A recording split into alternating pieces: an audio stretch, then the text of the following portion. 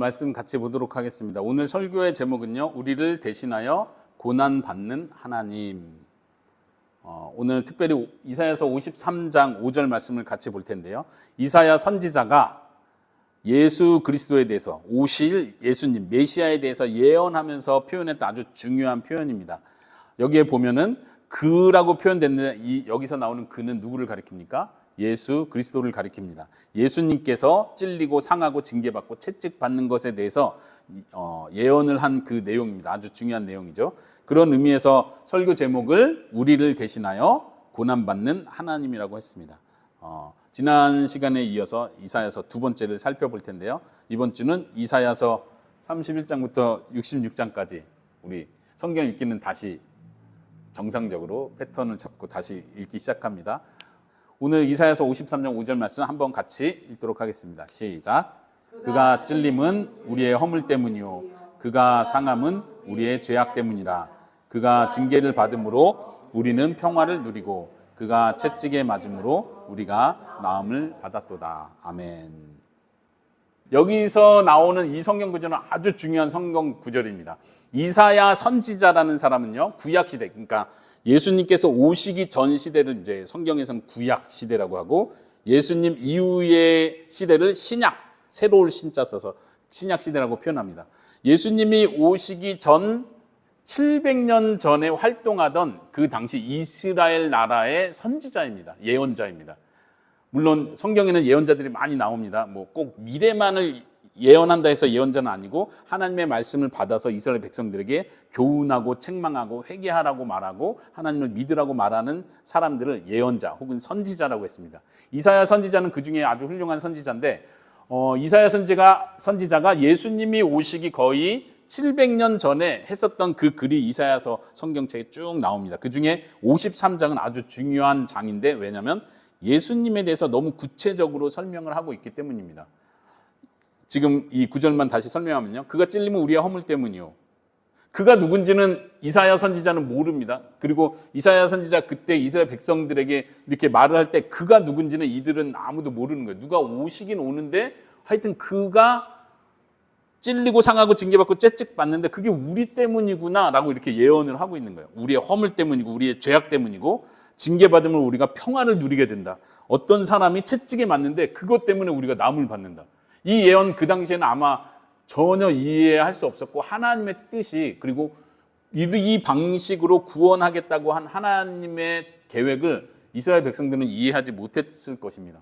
그러나 우리 크리스찬들은 이 구절을 너무나 사랑하고 좋아합니다. 왜냐하면 예수님에 대해서 너무 구체적으로 이야기를 했기 때문에 그래요. 예수님께서 십자가에 죽으시기 전에 채찍에 맞고 피를 흘리고 상하고 징계를 받았는데 그것이 바로 예수님을 믿는 하나님의 백성들, 우리들 때문이었구나 라는 거 우리는 너무 명확하게 보는 거예요.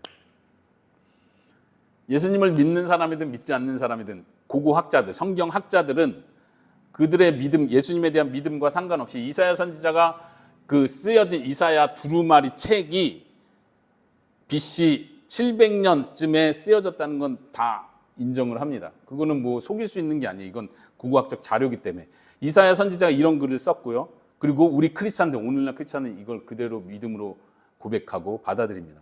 그런데 똑같이 구약 성경을 읽고 있는 유대인들, 오늘날 유대인들이요, 이스라엘의 유대인들은요, 이 말씀이 그대로 그들의 성경에 있는데도 믿지 않습니다. 예수님을 믿지 않습니다. 그들은 이 메시아, 그러니까 메시아라고 표현하는데 유대인들은 메시아는 아직 오지 않았다라고 믿습니다. 우리는 크리스찬들은 그 분이, 예언된 분이 바로 우리가 믿고 고백하는 2000년 전에 오셨던 예수님이시다. 십자가에 죽으셨던 바로 그 예수님이시고 그분 때문에 우리가 구원을 얻었다라고 고백하는데, 유대인들은 이 구절을 똑같이 읽지만, 지금도 읽지만 그 2000년 전에 오셨던 예수님이라고 믿지 않습니다. 그리고 이들은 아직도 이 구절에 대해서는 굉장히 어려움을 겪고 있어요. 왜냐하면 이 유대인들 입장에서 그들을 구원할 메시아는 힘있고 강력한 왕으로서 오실 메시아를 기다리는 거예요. 정치적으로 그들을 구원해 줄 수 있는, 그들의 노예 상태, 이 상황에서는 굉장히 이스라엘 나라가 혼돈 상태라고 지난주에 말씀드렸죠. 혼돈 상태에서 이스라엘 나라를 완전 강하게 세워줄 진짜 다윗 왕의 후계자로 오실 능력 있는 왕을 생각했기 때문에 그 메시아가 능력 있어야 되는 메시아가 매 맞고 채찍 맞고 이렇게 당한다고? 그건 말이 안 돼. 아직도 유대인들은 이 구절을 해석하는데 굉장히 어려움을 겪고 있습니다.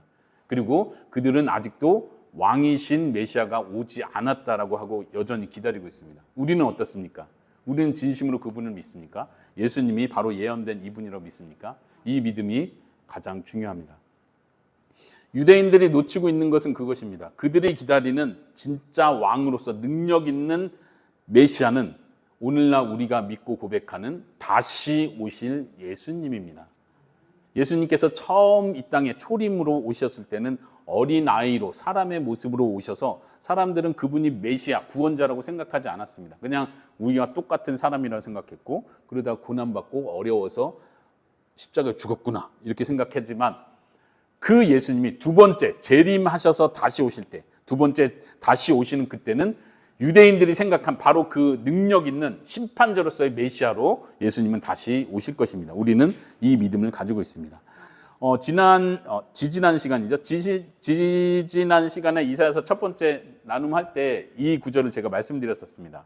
한번 같이 읽어볼까요? 시작. 시온은 정의로 구속함을 받고 그 돌아온 자들은 공의로 구속함을 받으리라. 이사야 선지자가 이스라엘 백성들의 죄를 지적하면서 너희가 하나님을 떠났다, 하나님을 무시한다, 하나님께서 너희를 너무나 지금 마음 아파하시고 힘들어하신다 이런 얘기를 하면서 희망 있는 구원의 메시지를 줄 때 이 표현을 아주 중요하게 썼습니다. 정의로 구원을 받을 것이다. 공의로 구원을 받을 것이다. 이 표현이 어렵다고 표현했죠. 왜냐하면 이스라엘 백성들이 하나님 앞에서 너희가 지은 죄들이 있는데 하나님께서 너희를 정의로 심판하시고 공의로 심판하실 것이다. 그분이 오셔서 판결하실 것이다. 그런데 이 속에 이 판결을 통해서 너희가 구원을 얻을 것이다. 이렇게 역설적으로 말하기 때문입니다. 이 부분이 바로 오늘 살펴보는 53장의 그 내용에서 우리가 이해되는 내용이에요. 하나님은 분명히 공의로 심판하신 것인데 죄인들에 대해서 공의로 형벌을 내리시고 공의로 합당하게 심판을 내렸는데 오늘날 우리 죄인들이 구원을 받는 거예요. 어떻게 이것이 가능하죠? 아까 우리가 본문에서 봤던 바로 이 내용입니다. 예수님이 우리를 대신해서 채찍에 맞고 상하고 징계를 받았기 때문입니다. 예수님이 하나님의 모든 공의를 다 받아들이시고 형벌을 다 받았기 때문에 오늘날 우리는 나음을 얻게 됩니다. 구원을 얻게 됩니다. 하나님 앞에 용서를 받게 됩니다. 구원의 메시지가 아주 잘 들어있는 아주 중요한 본문입니다. 53장을 살펴보기 전에 43장 1절부터 5절 그리고 뒷부분은 22절부터 25절을 살펴보도록 하겠습니다. 여기도 중요한 표현, 아까 설교 제목에서 우리를 대신하여, 제목이 뭐였죠? 우리를 대신하여 고난받는 하나님 이렇게 표현했었죠. 여기 43장에도 그 메시아를 예언하면서 속량물 대신한다는 표현이 아주 반복돼서 나옵니다. 아마 이스라엘 백성들은 똑같이 이 예언의 말씀을 들으면서도 우리를 대신하여 누군가 죽는다고, 누군가 희생된다고 이 개념을 이해하지 못했을 거예요. 그럼에도 불구하고 오늘날 우리는 예수님을 통해서 이 내용을 명확히 이해합니다. 한번 같이 1절부터 5절까지 같이 읽어보겠습니다. 시작. 야곱아, 너를 창조하신 여호와께서 지금 말씀하시느니라. 이스라엘아, 너를 지으신 이가 말씀하시느니라. 두려워하지 말라. 내가 너를 구속하였고 내가 너를 지명하여 불렀나니 너는 내 것이라. 내가 물 가운데로 지날 때 내가 너와 함께 할 것이라. 강을 건널 때 물이 너를 침몰하지 못할 것이며 내가 불 가운데로 지날 때 타지도 아니할 것이요 불꽃이 너를 사르지도 못하리니 대저 나는 여호와 내 하나님이요 이스라엘의 거룩한 이요 내 구원자임이라. 내가 너를 애굽의 속량물로 구스와 스바를 너를 대신하여 주었노라. 내가 내 눈에 보배롭고 존귀하며 내가 너를 사랑하였은즉 내가 내 대신 사람들을 내어주며 백성들이 내 생명을 대신하리니 두려워하지 말라. 이 표현이 이사야 속에 나왔는데 하나님께서 처음 시작하면서도 두려워하지 말라, 마지막도 두려워하지 말라고 말씀하시는데 왜냐하면 내가 너를 구원할 것이기 때문이다. 근데 그 내용 안에 어떻게 구원하는지를 표현하고 있어요. 애굽을 너의 속량물로 주겠다. 속량물이라는 표현은 히브리어로 그렇고 영어로도 마찬가지로요. 몸값이라는 뜻입니다. 그러니까 내가 종으로 팔려서 내가 종에서 해방되려면 누군가 나를 대신해서 몸값을 지불하고 나를 종에서 사줘야 되는 거예요. 그래야 종의 상태에서 해방되는 건데, 하나님의 표현은 너희가, 이스라엘 백성 너희가 지금 종처럼, 노예처럼 팔렸다. 포로가 돼서 지금 팔려있는 그러한 상태다. 그런데 너희를 내가 구원할 텐데 애굽, 이집트를 통째로 너희들의 몸값으로 주고 너희들을 사오겠다고 표현하는 거예요. 굉장히 놀라운 구원의 하나님의 방식이 표현되고 있습니다. 구스와 스바도 중요한 나라들인데 이 나라들을 이스라엘 너희를 대신해서 주겠다. 그리고 너희를 사오겠다는 겁니다. 왜냐하면 밑줄 친 부분이요. 하나님 보시기에 내 눈에 이스라엘 백성 너희들은 보배롭고 존귀하며 내가 너를 사랑하기 때문이다. 하나님의 백성을 향한 그 사랑이 느껴지는 아주 중요한 표현입니다. 이스라엘 백성들은 이사야서에서 우리가 지난주에 살펴본 것처럼 1장에서 보면 이스라엘 백성들에게 이사야 선지자 처음 외치는 표현이 그거였죠. 너희가 어찌하여 더 매맞으려고 이렇게 하고 있느냐. 짐승들도 자기의 주인을 아는데 너희는 어찌 하나님을 알지 못하느냐. 너희들이 드리는 예배가 하나님 보시기에 너무 가증하다. 차라리 이 제물을 하나님이 싫어하고 계시다. 누가 이 하나님의 성전에서 쫓아내기를 하나님은 원하신다. 이런 표현까지 썼어요. 이사야서에 보면 계속 중간중간 이스라엘이 얼마나 하나님을 떠나고 악한 존재인지를 계속 표현하고 있습니다. 그런데도 불구하고 그들의 죄에도 불구하고 하나님은 여전히 그들을 향해서 사랑한다는 표현을 계속 반복하십니다. 보배롭고 존귀하다. 이런 표현을 씁니다. 그래서 하나님께서는 이스라엘 백성들을 반드시 구해내겠다고 하십니다. 내가 내 대신 사람들을 주고 백성들이 내 생명을 대신하리라. 대신한다는 개념이 여기 계속 나와요. 이 표현이 이제 나중에 신약시대에 와서는 예수 그리스도 하나님의 영원한 능력, 생명이신 그분의 생명을 대신하고 우리를 하나님의 백성으로 삼으시는, 구원하시는 그 놀라운 구원의 원리를 보여줍니다. 계속 이어서요. 43장 22절부터 25절까지인데요. 여기도 한번 같이 읽어보겠습니다. 시작. 그러나 야곱아 너는 나를 부르지 아니하였고 이스라엘아 너는 나를 괴롭게 여겼으며 내 번제의 양을 내게로 가져오지 아니하였고 내 제물로 나를 공경하지 아니하였느니라. 나는 제물로 말미암아 너를 수고롭게 하지 아니하였고 유향으로 말미암아 너를 괴롭게 하지 아니하였거늘 너는 나를 위하여 돈으로 향품을 사지 아니하며 희생의 기름으로 나를 흡족하게 하지 아니하고 내 죄짐으로 나를 수고롭게 하며 내 죄악으로 나를 괴롭게 하였느니라. 나 곧 나는 나를 위하여 내 허물을 도말하는 자니 내 죄를 기억하지 아니하리라. 지금 같은 43장인데 앞부분에서는 아까 밑줄 친 부분 볼 것 같아요. 하나님이 이스라엘 백성 진짜 사랑하시는구나, 아끼시는구나. 그런데 여기서 놓치지 말아야 될 부분이 그거예요.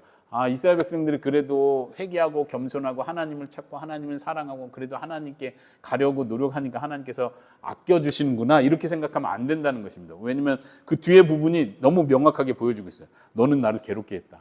그건 사실이다. 나를 공경하지 않았다. 또 밑줄 친 부분, 너의 죄로 지은 그 죄짐으로 하나님 나를 수고롭게 했고 내 죄악으로 나를 괴롭게 했다. 이것이 사실입니다. 그럼에도 불구하고 하나님은 너를 사랑하고 구원하겠다고 말씀하세요. 그 이유가, 근본적인 이유가 바로 빨간색 표현한 하나님께서 하나님 자신을 위하여 나의 명예와 나의 변하지 않는 그 사랑을 표현하기 위해서, 하나님의 영광을 위해서 나는 너의 허물, 죄를 도말해버리겠다. 깨끗이 씻어버리겠다. 내 죄를 기억하지 아니하겠다고 말씀하십니다.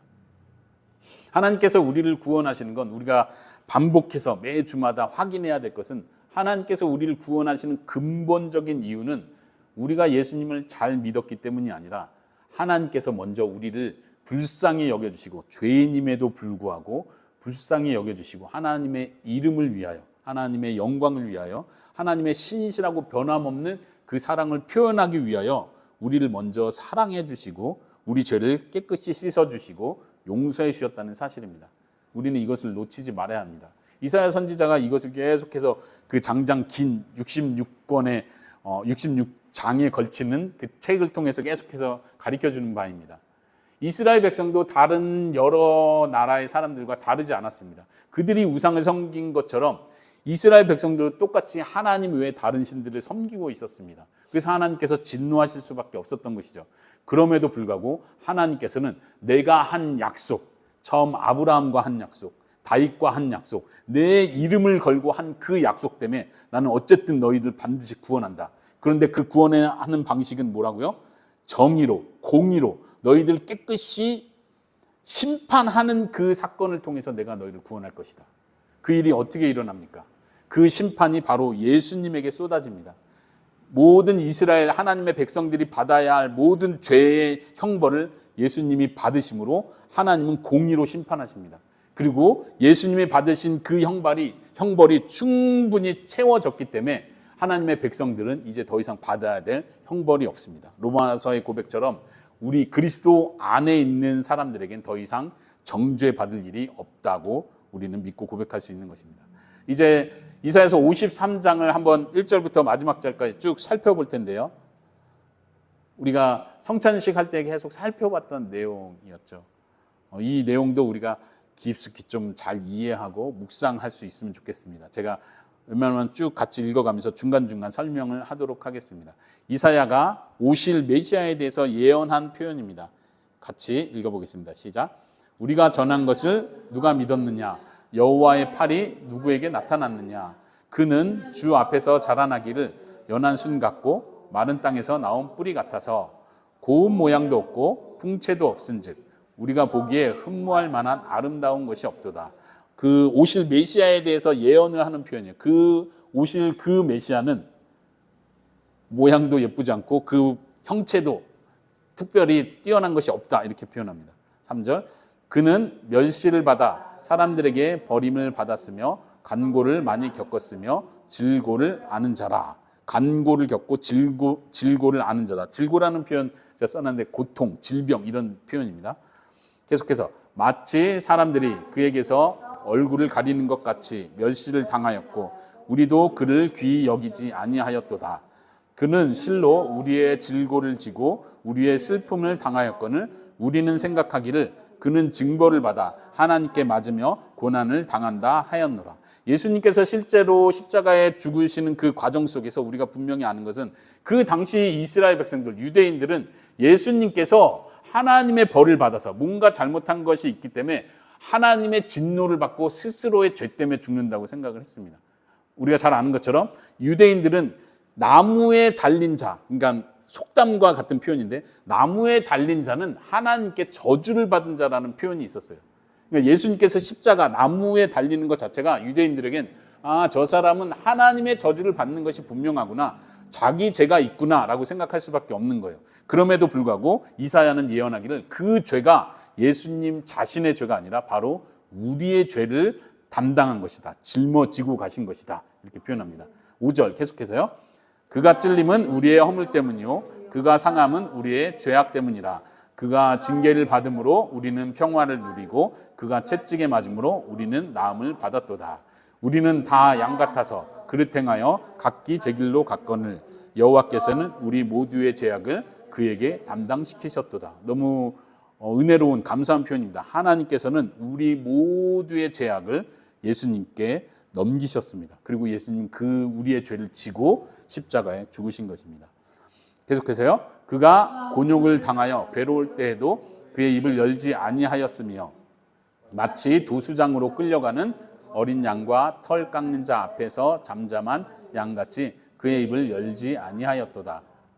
그는 곤욕과 신문을 당하고 끌려갔으나 그 세대 중에 누가 생각하기를 그가 살아있는 자들의 땅에서 끊어짐은 마땅히 형벌받을 내 백성의 허물 때문이요 하였으리요. 네, 이 표현도 보십시오. 그 당시에 그 세대 중에 누가 생각하기를, 누가 이렇게 생각했겠냐 이 말이죠. 그가 살아있는 자들의 땅에서 끊어짐은 마땅히 형벌받을 하나님의 백성의 죄 때문에 형벌받는다고 누가 생각했겠습니까? 이 표현을 하는 거예요. 이사야가 이 예언을 하고 있는 거고, 이사야도 구체적으로 그분이 예수님이라는 이름으로 오실 분인지 이사야도 구체적으로는 알 수가 없습니다. 어떤 분이 오실 거를 예언했고 또 어떻게 죽을지, 십자가라는 그 형틀에서 죽을지도 이사야는 알지 못했습니다. 그럼에도 불구하고 하나님의 말씀을 받아서 예언합니다. 9절이요.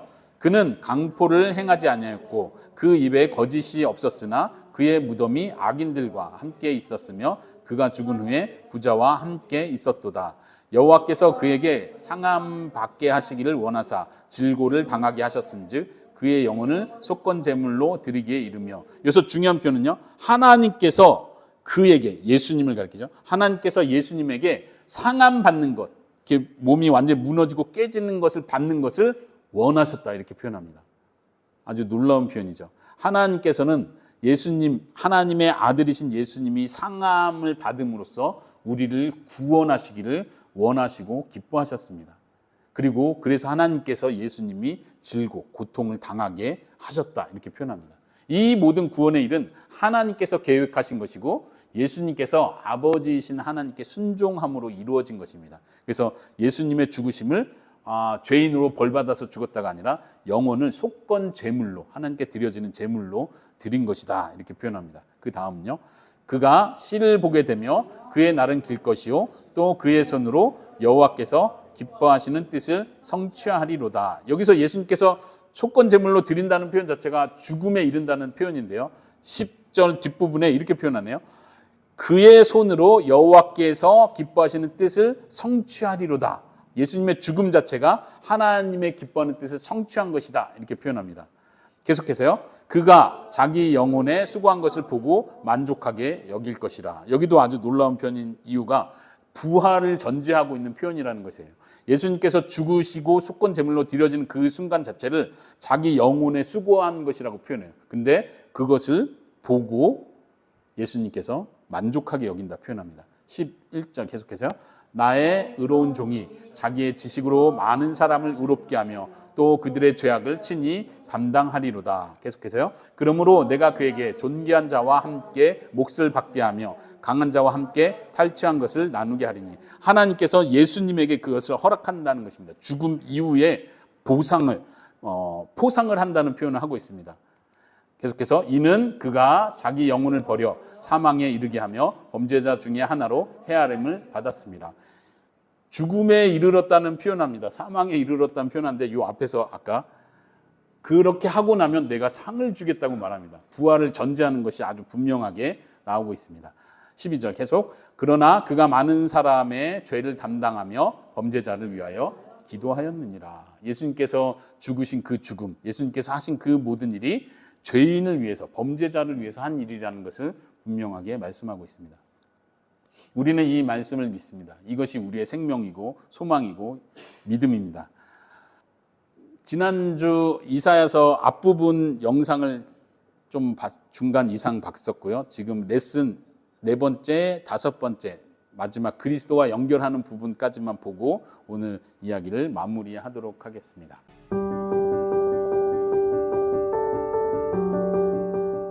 이사야 39장까지 선포된 심판의 메시지를 바탕으로 40장 이후에는 위로의 메시지가 시작됩니다. 우리가 살펴볼 본문 40장은 너희는 위로하라, 내 백성을 위로하라는 말씀으로 시작합니다.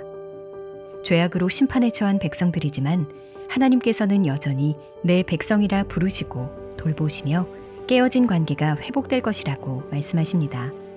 백성들은 죄에 상응하는 대가를 치르고 죄 사함을 받을 것입니다. 또한 회복을 주시는 왕의 길을 광야에서 외치는 자의 소리가 예비할 것이고 여호와의 영광이 나타나면 모든 육체가 그것을 볼 것입니다. 바벨론의 힘이 아무리 강력해 보여도 결국은 시드는 풀과 같고 오직 하나님의 말씀만이 영원하기 때문에 선지자를 통해 전하신 구원과 회복의 말씀은 반드시 성취될 것입니다. 하나님께서는 버림받은 듯한 상황 속에 있는 백성들에게 그렇지 않다고 말씀하시며 위로와 희망을 전해주십니다. 또한 하나님으로부터 쫓겨났다고 느끼는 자들이나 삶이 기대한 대로 되지 않아 낙담한 자들에게 주 하나님께서 강한 자로 오실 것이라고 선포하십니다. 하나님께서 오신다는 말씀은 하나님께 반역하는 자들에게는 위로가 아닙니다. 하지만 자기 죄를 깨닫고 아픔을 느끼는 자들과 구원받기 원하는 자들에게는 기쁜 소식이 됩니다. 권능으로 오실 주님께서는 용서하고 구원할 능력이 있으시며 어려운 때를 신실하게 견딘 자들에게 상을 주시고 선한 목자로서 그의 양떼를 돌보시는 분이기 때문입니다.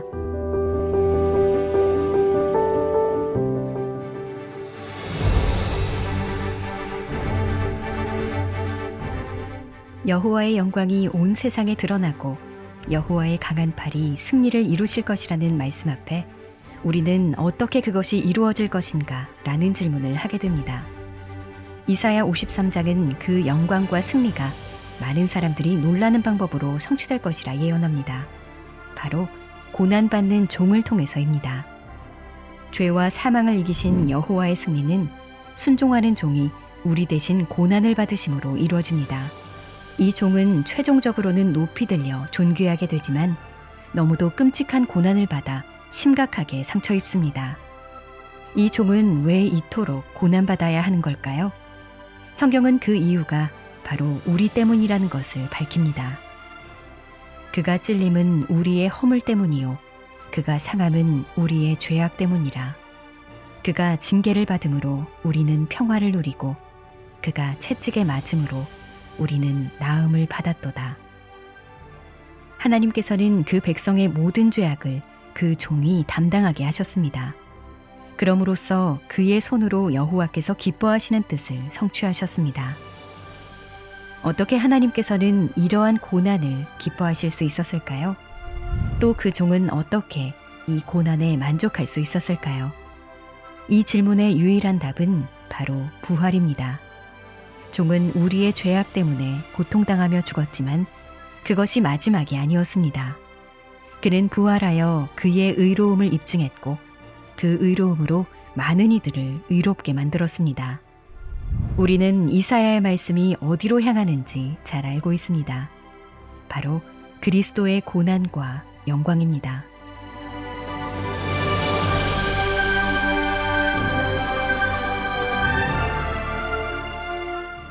예수님은 영원한 하나님의 말씀이시며 세상에 드러난 하나님의 영광이십니다. 말씀이 육신이 되어 우리 가운데 거하심에 우리가 그의 영광을 보니 아버지의 독생자의 영광이요. 또한 예수님은 참되고 선하신 목자로 강한 팔로 양들을 보호하시고 약한 자들을 부드럽게 인도해 주십니다. 그러므로 우리는 가장 어두운 밤에도 위로를 얻을 수 있습니다.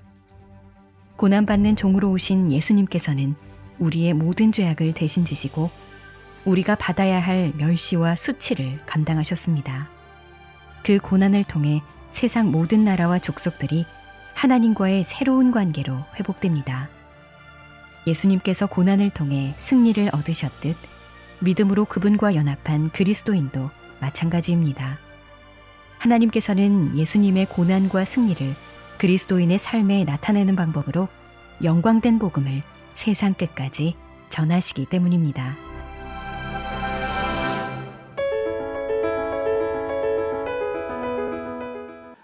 이사야서 말씀 오늘 살펴봤습니다. 아주 중요한 말씀이고 복음의 핵심이 잘 들어있는 말씀입니다. 우리가 누군가에게 예수님을 전할 때, 구원에 대해서 설명해 줄 때, 복음에 대해서 이야기해 줄 때 이 본문으로 설명해 주기 참 좋습니다. 예수님은 바로 이러이러한 이유 때문에 고난받으시고 십자가에 돌아가셨습니다. 이 시간 이 자리에 계신 분들은 예수님을 믿고 고백하지만 우리 삐아 선생님 특별히 간청하고 기도하기는 오늘 짧게 이렇게 전한 내용이지만 그걸 잘 이해하셨는 줄로 생각합니다. 하나님께서 또 특별히 삐아 선생님에게 은혜를 주시고 이 자리에 불러주시는 줄로 믿습니다. 네. 그래서 예수님께서 죄인인 우리를 위해, 죄인인 우리 모든 사람을 위해 이미 십자가에 죽으셨습니다. 그분이 나를 위해서 죽으신 거구나. 내가 스스로 하나님 앞에 내 죄의 문제를 해결할 수 없는데 예수님이 대신 죽으심으로 내 모든 죄값이 치러졌구나. 하나님께서 나를 용서해 주시기를 기뻐하시는구나 라는 사실을 믿고 하나님 앞에 고백하는 겁니다. 하나님 저를 받아주십시오. 하나님 저를 용서해 주십시오. 제가 예수님을 모시고 예수님을 나의 인생의 주님으로 모시고 이제 살기 원합니다. 다른 신을 섬기는 것이 아니라 정말 이 세상을 창조하시고 이 세상을 주관하시는 하나님, 다시 오셔서 모든 것을 심판하신 하나님을 내가 믿고 고백하기 원합니다. 저에게 믿음을 주십시오. 이렇게 기도할 수 있기를 바랍니다. 이 시간 우리 다 같이 기도합시다. 하나님께서 우리에게 이미 베풀어 주신 은혜들을 생각하면서 감사 기도를 하시고 또 우리가 더 나아가서 고백할 수 있기 원합니다. 하나님만은 오직 나의 주님으로 나의 왕으로 모시고 살게 하여 주십시오. 이렇게 함께 기도하도록 하겠습니다.